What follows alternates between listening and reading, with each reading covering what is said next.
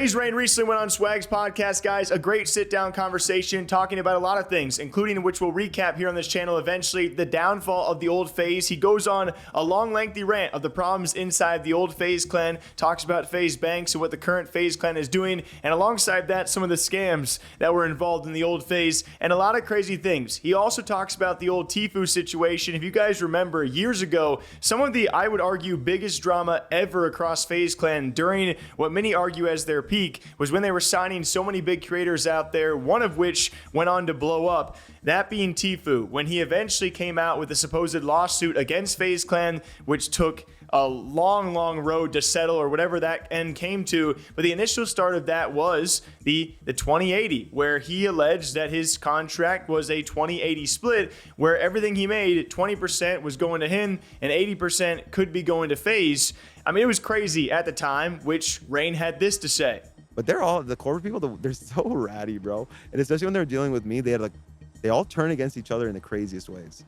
They're nuts. They're ruthless, bro. So if you're in this creator space, they got no business being here, bro. Yeah. There can't be no like governance from them where they're like a random middleman for no reason. Like that's what they were trying to turn FaZe into, some sort of agency where you join and you got to pay, you know, so you already know. Yeah.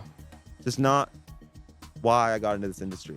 And it doesn't promote more like freedom for the youth financially, which I love. That's my favorite shit about it.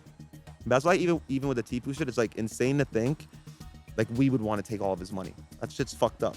None of us, even Seb, the mastermind, he didn't even want to do that. And he's a fucking terrible guy, but he didn't even want to do that. It was just like the OG contracts they had them on. Obviously, we had no fucking parts with any of the contracts, but it really was like, has he ever disclosed it? Because I don't care, I'll say it. I don't think I got a part in it.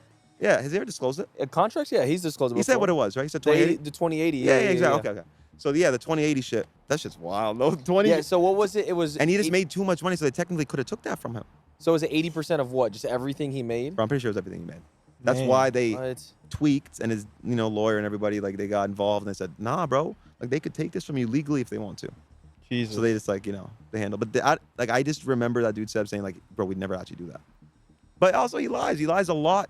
He's the biggest liar. Like, it's insane. Like, he's either the smartest evil person I've ever met in my life, by far, or actually that sick. So pretty much like confirming, yes, those were the old contracts. And that was already confirmed way back in the day. I believe this was all the way back to Cloaksy in 72 hours, that being Tom. They had signed at the same time as Tfue, and they had talked about the contract situation all the way back in the day. And of course, this had plenty of clearance. Like, Tfue and FaZe are friends. Tfue and Banks are really good friends. We've seen that in their tweets back and forth. It's actually made me think that Tfue maybe eventually could rejoin this new FaZe. Like, I would not be shocked if that did happen. Like, they've been cracking the 20-80 jokes or 80-20 jokes for years now, right? But also clarifying, even the old controversial figures like that Seb guy who has been mentioned time and time again inside FaZe, he likely never would have taken that money, which Rain also says that was 80% of everything Tfue was making. That could be Twitch, YouTube subs,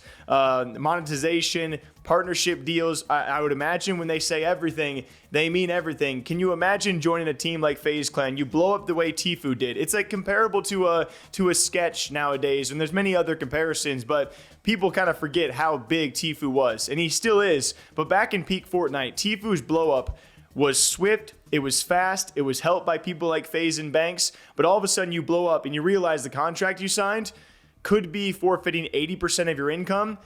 I think a lot of people would have tweaked, and evidently that's what happened. But with that being the old FaZe, and now this being the new FaZe, where I imagine those are not the deals they are passing on to these creators, and new FaZe continues to make headlines, continues to do very well view and impression-wise, and it's an ever-growing debate about new FaZe versus old FaZe. Do you guys like the new content, comparing it to old New York FaZe, and now the clickbait slash what people are calling clip farming content? Either way, it's clearly working. FaZe Rain talking about the Tfue situation, and it's crazy to know that that was so long ago. Like, what has happened with the goddamn time? Till next time, hope you guys all take care of yourselves. Drink water and coffee. What do you guys think FaZe has planned next? Okay, bye-bye.